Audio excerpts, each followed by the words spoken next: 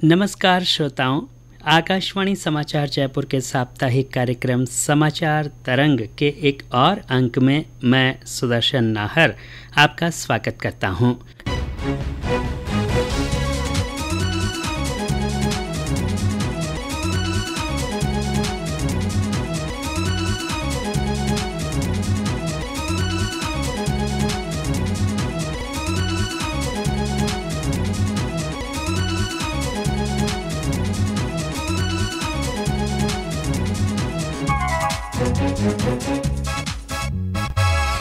श्रोताओं, 3 अगस्त शनिवार को भारतीय अंगदान दिवस मनाया गया।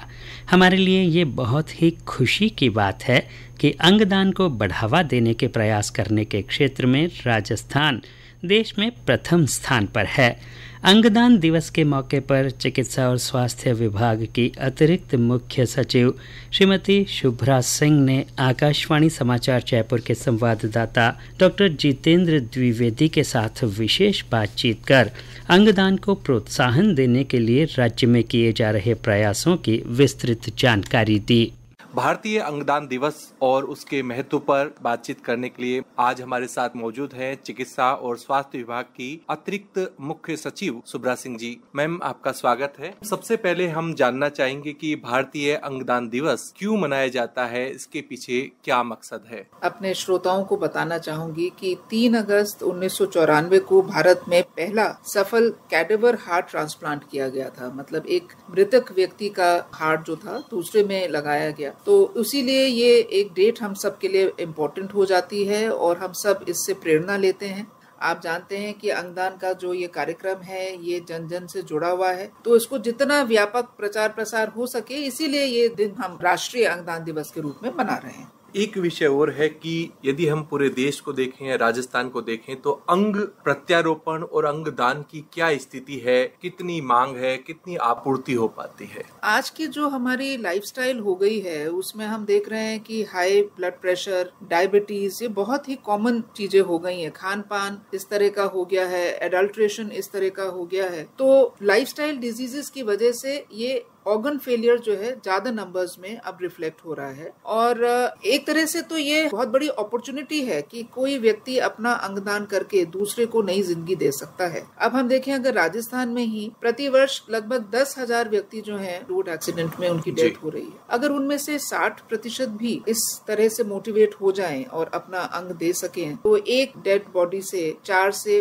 अधिक अंग मिल जाते हैं। जैसा अभी हमने देखा, जो जोधपुर एम्स से एक 25 वर्षीय लेडी थी, उनका 4 अंग आए और हार्ट ट्रांसप्लांट भी हुआ, किडनी ट्रांसप्लांट भी हुआ, तो बहुत बड़ी जरूरत है। और अगर राष्ट्रीय स्तर पर देखें तब तो बहुत ही ज्यादा है। भारत में प्रति वर्ष लगभग 1,80,000 रोगियों को किडनी की जरूरत है, लगभग 30,000 रोगियों को लिवर प्रत्यारोपण की जरूरत है, 50,000 रोगियों को हार्ट ट्रांसप्लांट की जरूरत है। तो ऐसा मैं समझती हूँ कि इतना बड़ा एक ये दायरा बढ़ता जा रहा है, नीड इतनी बढ़ती जा रही है और आपूर्ति जो है वो मुश्किल से 5% भी हम कहते हैं कि मुश्किल से ही हो पाती है। तो ये एक बहुत बड़ा कार्यक्रम है, इसमें हमें आगे इसको ज्यादा जागरूकता पैदा करनी है और लोगों को इससे जोड़ना है, ऐसा हमारा प्रयास है।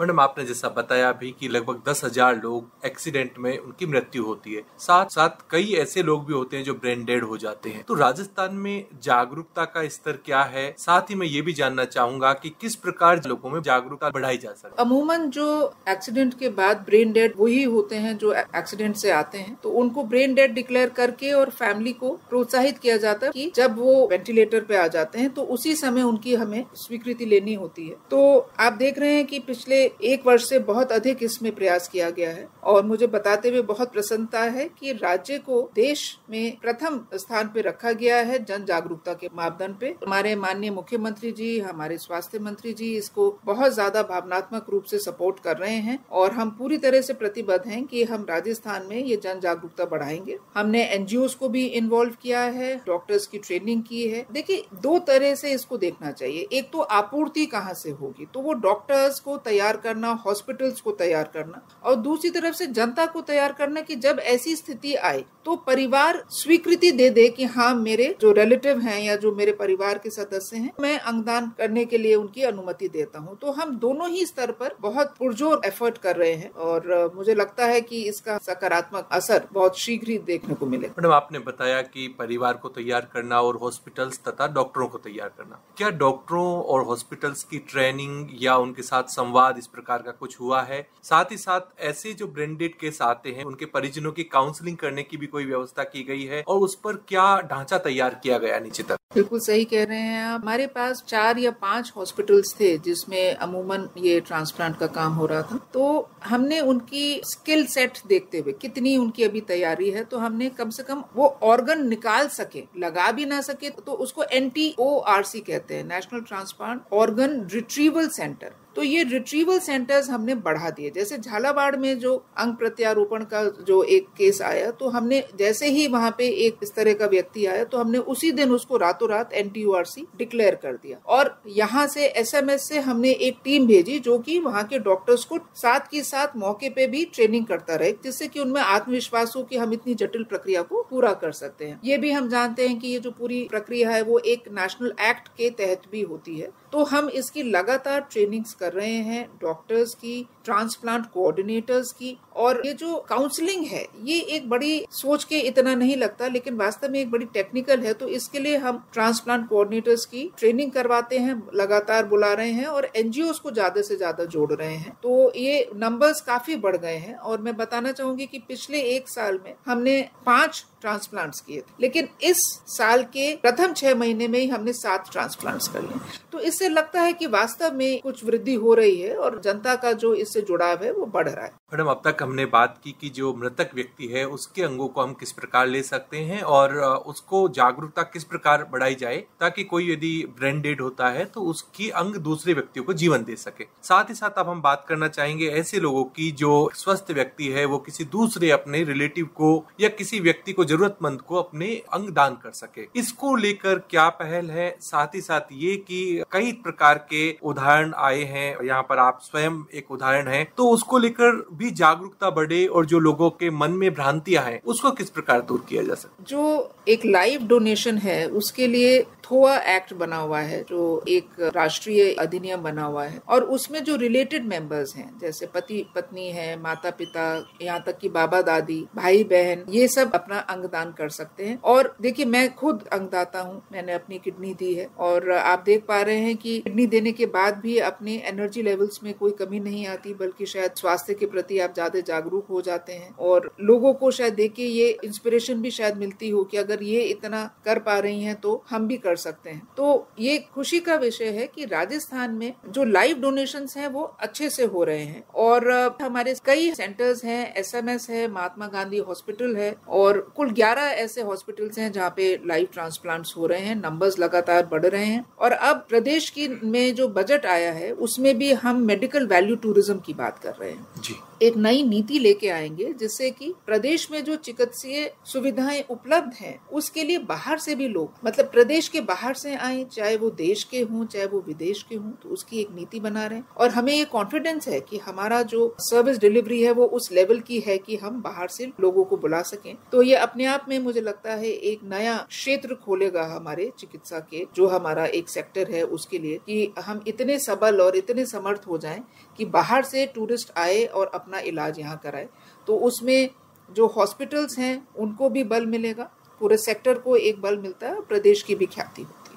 मैम, कोई व्यक्ति अंगदान की मुहिम से जुड़ना चाहे, वॉलंटियर करना चाहे कि मैं अंगदान की मुहिम से जुड़ना चाहता हूँ, तो किस प्रकार जुड़ सकता है? हमारी एक वेबसाइट है जिसके ऊपर वो अपना प्लेज ले सकता है और उस प्लेज को अपलोड कर सकता है। और अभी जैसा कि मैंने बताया कि राजस्थान प्रथम स्थान पे रहा है, सबसे ज्यादा ऑर्गन डोनेशन की प्लेजेस हमने ही ली हैं। हमने करीब 38,000 प्लेजेस ली हैं, जबकि जो दूसरे नंबर पे महाराष्ट्र राज्य है उसने तो केवल 27,000 प्लेजेस लिए। हम ये भी देखें कि राजस्थान में भामाशाहों का शुरू से ही बहुत बड़ा रोल रहा है जी। और जैन समाज और अन्य उनके में देहदान की एक शुरू से प्रथा रही है। तो मुझे लगता है एक जो स्वमानस होता है व्यक्ति का, समाज का, वो इसके प्रति ऑलरेडी है। जैसे जैसे हम इसके बारे में बात करेंगे। अब हमने ये भी एक इसमें इनोवेशन किया है कि जो स्कूल की टेक्स्ट बुक है उसमें एक चैप्टर अंगदान के ऊपर है, जिससे कि जो सीनियर लेवल के स्टूडेंट्स हैं, 8वीं क्लास से ऊपर के स्टूडेंट्स हैं, उनको भी इसके बारे में जानकारी भी मिले। और क्या है कि जिस चीज के बारे में हम बात करते हैं तो उसके लिए हम मानसिक रूप से धीरे धीरे तैयार होना शुरू हो जाते, और नहीं तो हमने कभी सुना ही नहीं और ऐसी स्थिति आ जाए कि परिवार के किसी व्यक्ति का अनफॉर्चुनेट ऐसी स्थिति आ जाए और कोई आके कहे कि इसका अंगदान कर दो, तो हमें लगेगा अरे भाई ये क्या बात, ये क्या आप कर रहे। और एक चीज जिससे कि आप और हम बात करते रहते हैं, हमने उसके एग्जाम्पल्स भी सुने हैं, तो वो चीज जो है हमारी धारणा में आ जाती है। और हम आसपास के अपने लोगों में ही देखें तो मुझे लगता है लाइव ट्रांसप्लांट के लिए तो बहुत जो भ्रांतियां पहले थी वो खत्म हो गई हैं। और मैं काफी ऑर्गन डोनर से मिली और मैंने देखा कि 17 साल हो गए लाइव लिवर ट्रांसप्लांट के, किडनी ट्रांसप्लांट के 20 साल हो गए। तो इतना सुखद एहसास है कि देने वाला भी स्वस्थ और लेने वाला भी स्वस्थ, तो इससे बेहतर और क्या बात हो सकती है। ये तो एक दैवीय कार्यक्रम है जिसमें सभी को जुड़ना है और ये विन विन है। अगर हम अंग्रेजी में कहें तो देने वाले के लिए भी इतनी बड़ी एक हो जाता है कि इससे बड़े पुण्य आप कमा नहीं सकते, और जिसको मिला तो उसको तो नवीन जिंदगी ही मिल गई। और हम तो केवल सरकार के रूप में एक माध्यम है कि इन दोनों को करवा पा रहे हैं और जो स्वास्थ्य का हमारा लक्ष्य है उसको अचीव कर पा रहे। मैडम, अभी लाइव ट्रांसप्लांट को लेकर कुछ समय पहले जो अनियमितता सामने आई थी, उसके बाद सरकार ने कई सारे कदम उठाए हैं, तो उसके बाद जो स्थिति है प्रदेश की, उसमें किस प्रकार के बदलाव हुए हैं, साथ ही साथ उससे क्या फर्क आने वाला है? निसंदेह स्टेट के लिए एक बहुत बड़ा सेटबैक था कि जब हमें पता चला कि जो कार्यक्रम हमारे यहाँ चल रहा है ऑर्गन ट्रांसप्लांट का, उसमें अनियमितताएं हो रही थी। जो मैंने आपको बताया, एक transplantation of human organ act है, थोआ एक्ट कहते हैं इसको, भारत सरकार का, तो उसके नियम के अनुरूप कार्य नहीं हो रहा था, और जिसमें कि फिर हमने FIR भी कराई और सख्त एक्शन लिया हॉस्पिटल्स के अगेंस्ट भी और जो व्यक्ति और डॉक्टर्स इसमें संलिप्त थे उनके अगेंस्ट भी। लेकिन उसके बाद राज्य सरकार ने बहुत दृढ़ संकल्प करके कार्यक्रम को दोबारा से खड़ा किया है और माननीय मुख्यमंत्री श्री भजनलाल शर्मा जी के निर्देशन में हमने state authorisation committee, state advisory committee, इनका गठन किया है। जो सॉटो है जो कि डेड ट्रांसप्लांट देखता है, उसका भी पुनर्गठन किया गया है। और हम जैसे कि मैं बात कर रही हूँ कि अब इसके रिजल्ट्स दिख रहे हैं, हर महीने बैठक हो रही है और लगातार ट्रांसप्लांट्स हो रहे हैं। तो मुझे ऐसा मन से प्रतीत होता है कि शायद ये जो अनियमितता हो रही थी उनको हमने साहस के साथ कन्फ्रंट किया, उनको अलग किया और नवीन सिरे से कार्यक्रम को खड़ा किया, और इसका जरूर हमको अच्छा रिजल्ट मिल रहा है। लोगों को ये सुविधाएं दोबारा मिलनी शुरू हो गई हैं और ये कार्यक्रम आगे तेजी पकड़ रहा है। मैम, जिससे पहले हम कार्यक्रम को समाप्त करें, हम चाहेंगे कि हमारे श्रोताओं के नाम आपका क्या संदेश है? देखिए, अंगदान एक बहुत ही पुण्य काम है। जीवन के बाद भी जीवन, जो अंग दिए जाते हैं वो मृत्यु के बाद भी कोई व्यक्ति उन आंख से देख सकता है, लिवर से काम करेगा, किडनी काम करेगी, हृदय धड़कता रहेगा। किसी दूसरे व्यक्ति को जीवन देना ये अपने आप में मुझे लगता है कि धर्म में भी और कर्म में भी सर्वोच्च श्रेणी का एक कार्य है। तो मेरी सबसे अपील रही कि इस कार्यक्रम से जुड़ें, भावनात्मक रूप से जुड़ें, तन मन से जुड़ें और इसको आगे बढ़ोतरी की तरफ हम जाएं और इस कार्यक्रम को सफल बनाएं। मैडम, आपने हमारे साथ बातचीत की, हमें समय दिया, आपका बहुत बहुत धन्यवाद। श्रोताओं, आशा है कि आज के कार्यक्रम में दी गई जानकारी से आप भी अंगदान के लिए प्रेरित होंगे और दूसरों की जिंदगी को खुशियों से भरने में योगदान देंगे, साथ ही दूसरे लोगों को भी इसके लिए प्रेरित करेंगे। अब मुझे दीजिए इजाजत। कार्यक्रम का संपादन किया मनीष मीणा ने और प्रस्तुत करता है नीलेश कुमार कालभोर।